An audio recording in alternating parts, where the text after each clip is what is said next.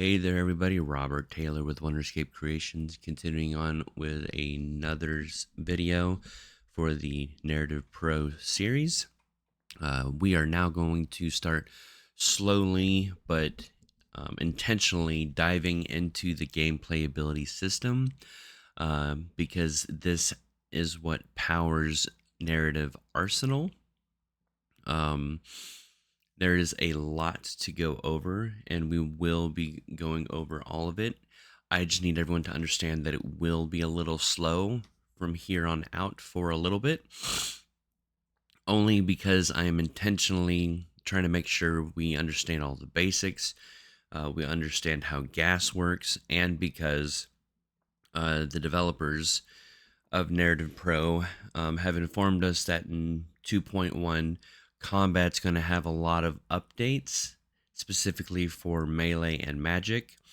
And I don't want us to learn something that may have changed. So I'm going to be taking that very slow. If we do wind up getting into, a lot of that stuff, then we may just focus on guns for now and then come back to melee and magic after. Depends how quickly they get it to us. Additionally, um, yesterday, apparently they announced that it would be about another month because there's a lot of other features that are also being added and a lot of things being updated and fixed. So I hope you guys can bear with me as we go through this. And the first thing everyone needs to know is, what is the gameplay ability system, or GAS for short? Well, I have a bunch of pages here opened up for us.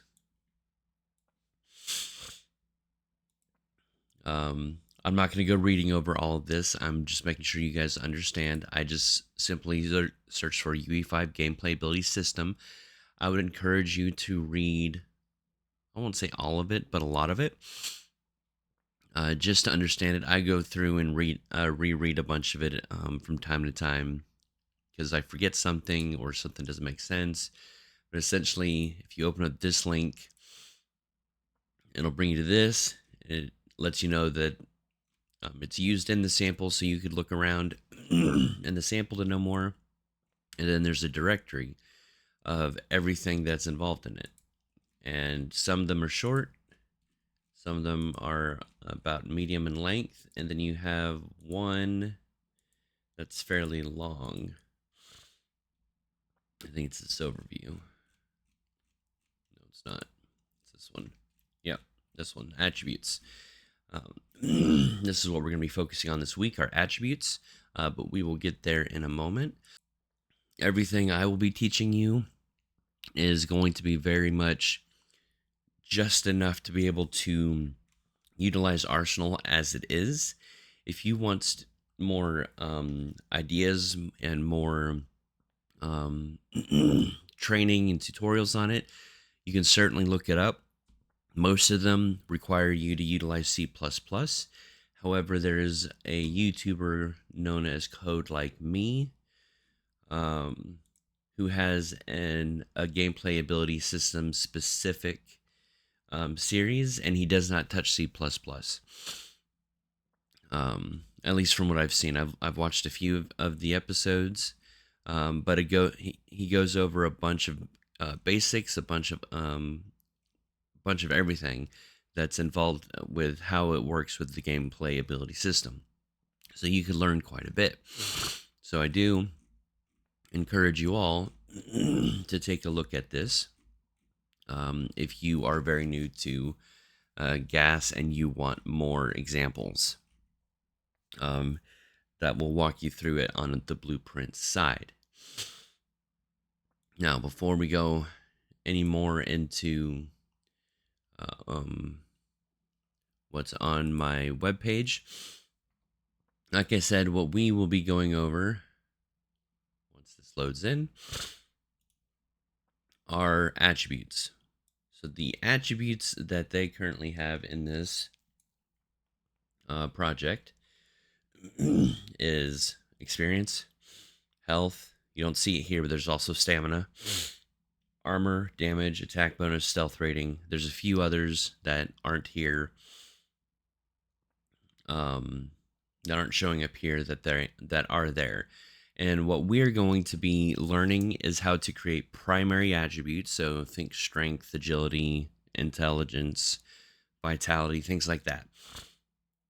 And then using those to power up all of the basic ones, because that's pretty much all they've given us are the basic ones, which is fine, works out great.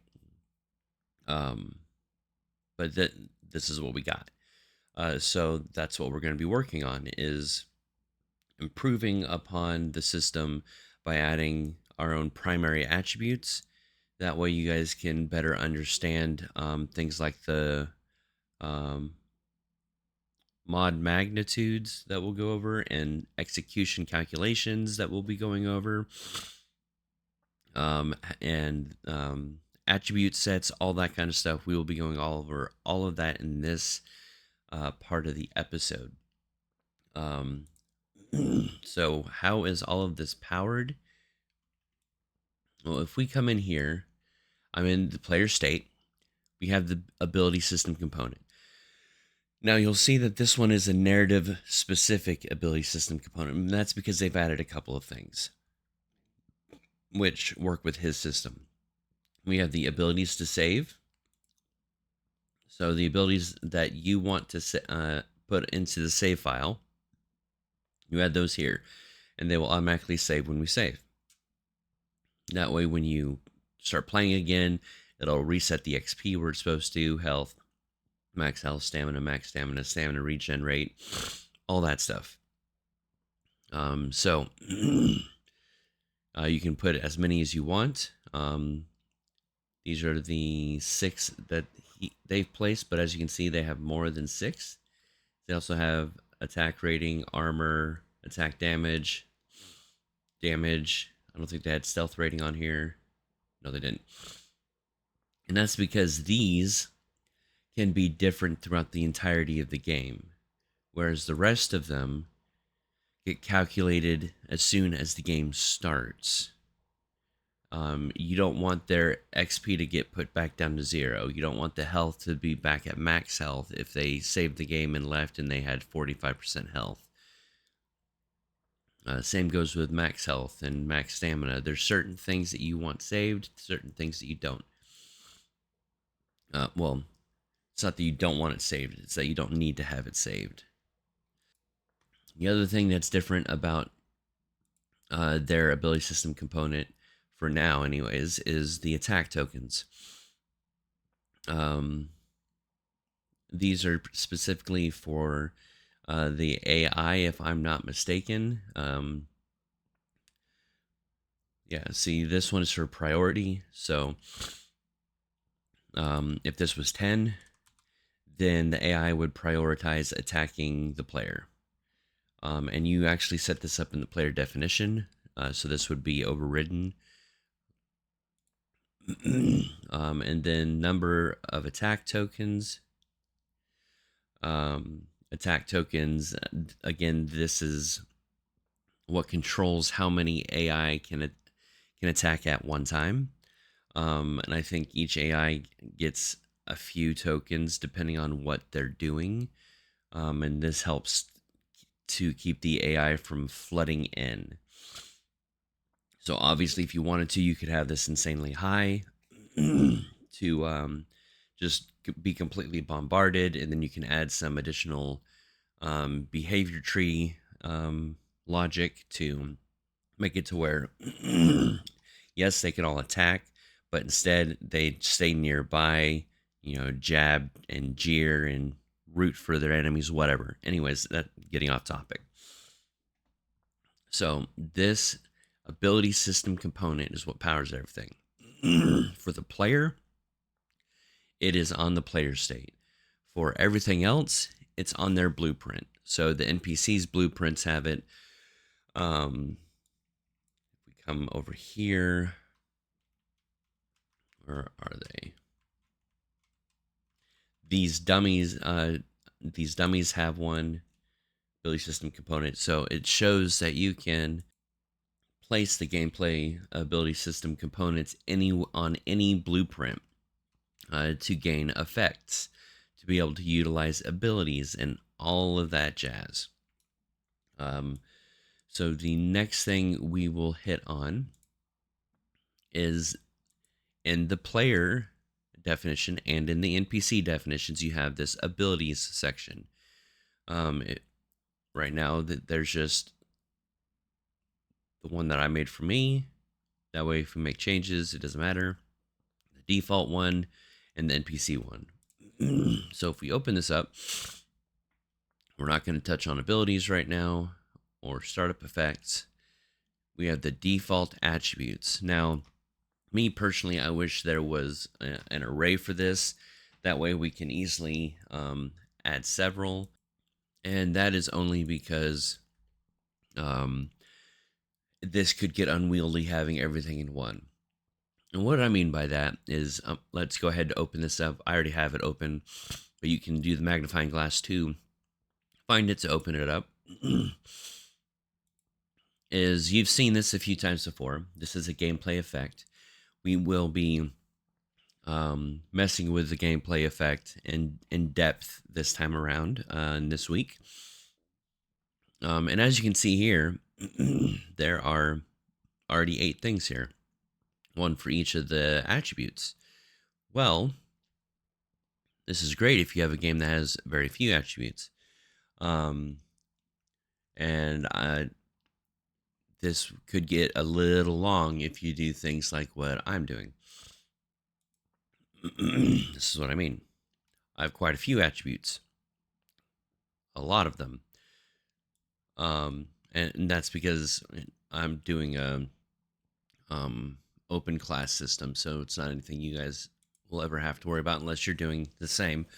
But anyways, that can cause things to get very complicated very quickly, very bulky very quickly.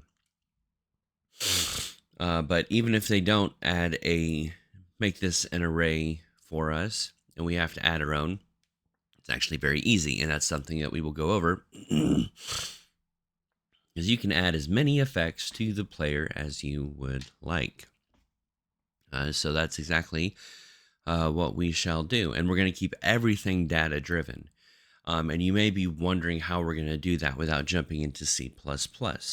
And that is an amazing question. There is an asset. It is $29.99 called the Gameplay Abilities Blueprint Attributes. And this allows us to create our own attributes in Blueprint. So this person's gone through and done all the boilerplate, exposed everything that's not exposed to Blueprint into Blueprint, so that now we can utilize everything as it needs to be utilized and should be utilized. They've done the work that Epic should have done, is what I'm saying. Now, I don't know if something like this will be added in the future to Narrative Pro to make this possible, and if it does, then I will obviously do update videos for that, and remove the gameplay and remove the video where we touch on this plugin, which is the next one, and replace it with Narrative Pros. But if you still see the next episode showing us the gameplay blueprint attributes, then Narrative Pro has not updated that. So I do encourage you guys to utilize this. Otherwise, you will need to go into the C++ to add your own. And let's see where, right here. And if you want to go into C++ and make your own, here's, you need to go to the gameplay attributes page, and it'll explain everything for you. And then you can also look at what the developers in Narrative Pro and how they've made theirs, because a lot of it's just going to be copy paste and then typing in the name of your actual attributes. You'll then have to compile in all that, and it'll work. You just need to make sure that you don't modify the Narrative Prose specific C++ class. Create a child of it, and then add your own functionality to it so that you have your own attributes. That way, when there's changes or updates to that file by Narrative Pro, you don't lose any of that work.